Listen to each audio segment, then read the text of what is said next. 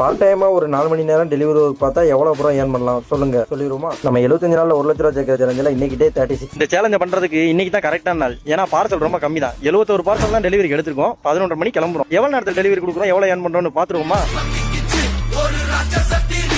நம்ம வந்து டெய்லியுமே 100 ரூபாய்க்கு தான் பெட்ரோல் போறோம். ஆனாலும் ஒரு சில பேர் இதை நம்பவே மாட்டேங்கிறாங்க. அவங்களுக்காகவே சீக்கிரமா ஒரு கோபுர கேமரா வாங்குறேன், டெய்லி லைவா போடுறேன். 1 மணி நேரம் ஆயிடுச்சுங்க. 13 பார்சல் தான் டெலிவரி கொடுத்துருக்கோம். இன்னும் 3 மணி நேரம் தான் இருக்கு. அதுக்குள்ள இன்னும் சீக்கிரமா கொடுக்கும்.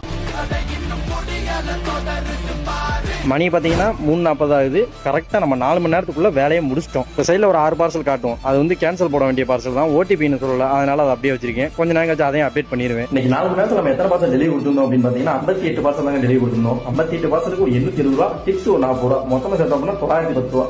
இதாங்க 4 மணி நேரத்தில் நம்ம ஏர்ன் பண்ணது. நீங்க மொத்தமாக எவ்வளோ ஏர்ன் பண்ணிருக்கோம் அப்படின்னு பார்த்தா 910 ரூபா. அப்புறம் சம்சா கடோட மொத்தமாக சேர்த்தோம்னா 1110 ரூபா. இதில் பெட்ரோல் போட்டு 100 ரூபாய் மைனஸ் பண்ணோம் அப்படின்னா 1010 ரூபா. இதுதாங்க இன்னையோட ஏர்னிங்ஸ்.